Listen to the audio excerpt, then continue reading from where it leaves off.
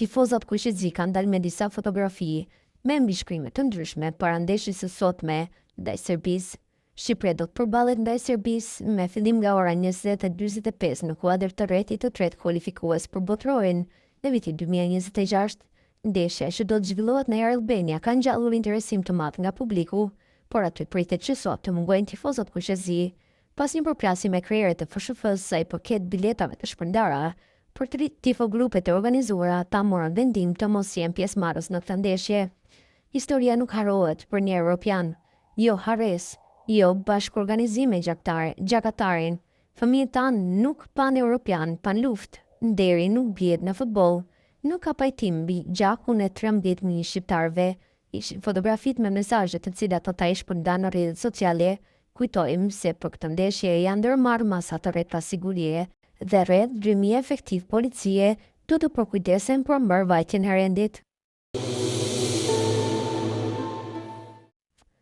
Futbollistët e Serbisë do të përballen me Shqipërinë këtë të shtunë prej orës 20:45 në Tiranë në kuadër të kualifikuesve për kampionatin botror 2026. Në konferencën për shtyp të Shqipërisë përveç trajnerit Silvinjo, folet e kapiteni kombëtares, futbollisti i Atalantas Berat Gjimshiti. Gjatë konferencës ai u pyet edhe për bashkëshorten e tij, Alisha Milenković, e cila është modele serbe, një pyetje që nuk i pëlqeu as pak kapitenit të Shqipërisë. Kemi ardhur këtu për futboll, jo për jetën private dhe familjen time, e cila është gjithmonë pranë meje në çdo ngjarje që kam, u përgjigj Gjimshiti. Interesant është fakti se emri Alisha Milenković nuk është shumë i njohur për publikun e gjerë. Ajo është serbe, modele dhe stiliste.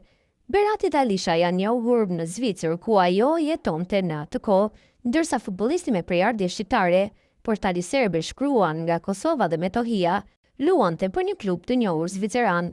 Lidhja e tyre u publikuar për herë të parë në vitin 2015, pikërisht përpara ndeshjes së shumë pritur mes Serbisë dhe Shqipërisë.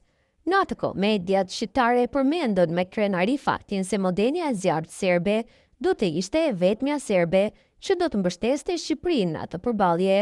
Vetëm një vit më pas, më 2016, çifti kaloi një krizë, kur sipas mediave Alisha e la futbollistin dhe ai vuajti shumë pas ndarjes. Megjithatë ata u pajtuan pak kohë më vonë.